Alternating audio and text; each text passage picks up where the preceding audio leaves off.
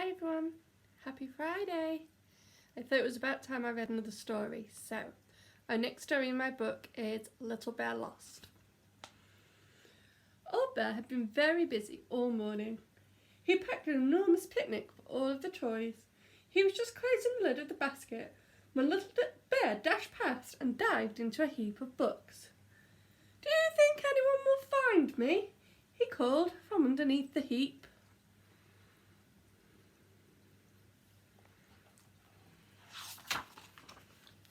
Before Old Bear could answer, Bramwell, Brown, Duck and Rabbit ran into the room. Soon they were hiding too. "We're playing hide and seek," explained Bramwell from under a cushion. "Did anyone see us hide?" "Only me," said Old Bear. "Who's looking for you?"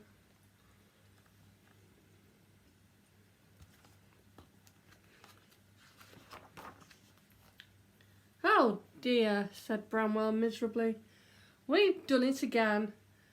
We've forgotten to get anyone to look for us." "That's a pity," said Duck. "It could have been a good game."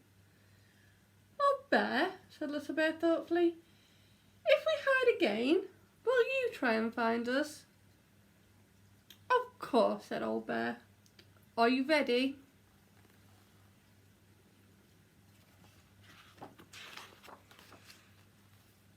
He covered his eyes and started to count. 1, 2, 3, he began as Rabbit jumped into a vase. 4, 5, 6, he continued as Duck climbed into a box. 7, 8, 9, he counted as Bramwell hid behind the curtain. 10, he called, "I'm ready." And by then Little Bear had vanished too.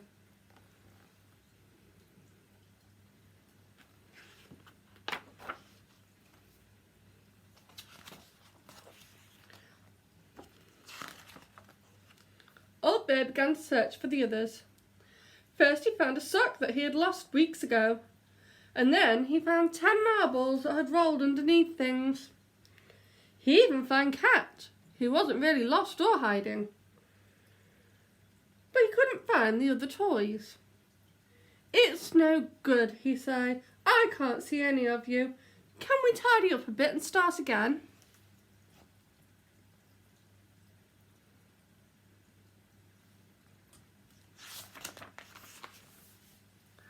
The other toys came out of their secret hiding places, one by one. All of them, that is, except the Little Bear. "Where is he?" asked Bramwell. "He can't be far away," said Old Bear. "Let's call him." They climbed on a chair and they shouted, "Little Bear!" so loudly that they nearly fell off.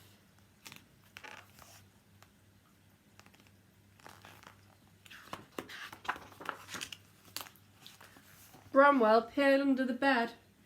"He could be here," he said. "I'm not going in there," said Duck. "It's all dark and dusty." "I'll go," cried Rabbit. "It's just like a tunnel and I love tunnels." He was just about to dash under the bed when Bramwell caught him by the tail. "Take this string," he said, "then you can't get lost. We'll all hold the other end."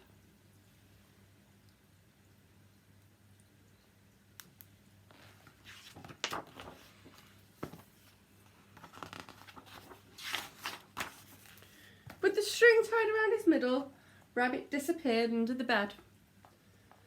The others watched and waited.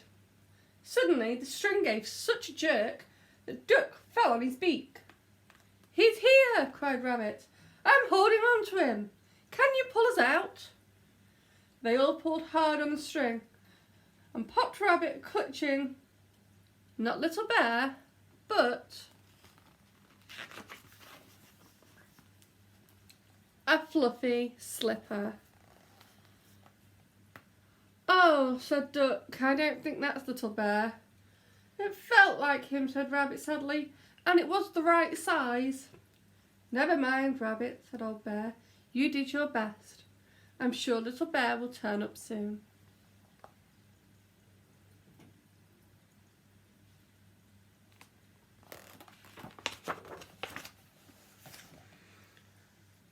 make a poster," suggested Old Bear, with a picture of Little Bear on it.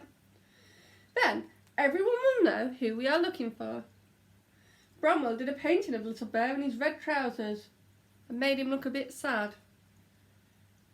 "He does look lost," said Duck. "I hope we find him."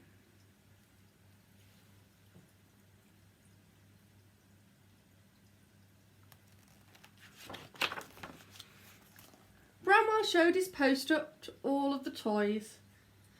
"We need everyone to look for Little Bear," he said. They all wanted to help, and within minutes everyone was searching. They rolled up rugs and climbed up curtains. They peered behind plants and jumped into drawers. But there was still no sign of Little Bear.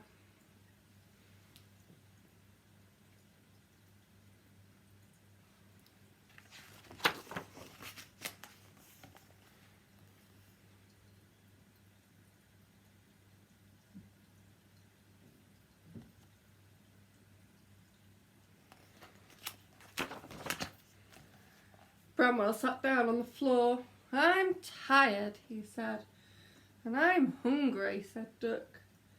"Well," said Old Bear, "perhaps we need a little break. We'll have the picnic I packed this morning, and then we'll carry on looking." He led the way to the basket of food and lifted the lid. "There," he said proudly. "What do you think of that?"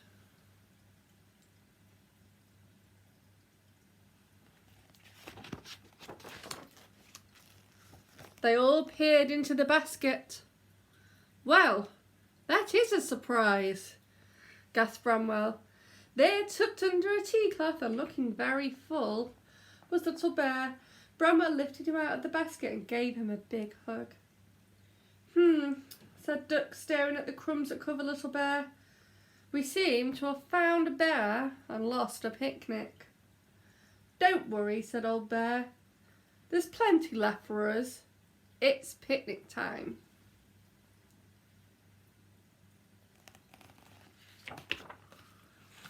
They dragged the basket bumpety-bump down the stairs and out into the garden. What a wonderful feast. They finished every crumb. "Now," said Old Bear, "it's time for a rest. It's been a very busy day." "No," cried Little Bear. "Let's have another game of hide and seek." But there was no reply. Leaning against the tree and full of food, all of the other toys were fast asleep.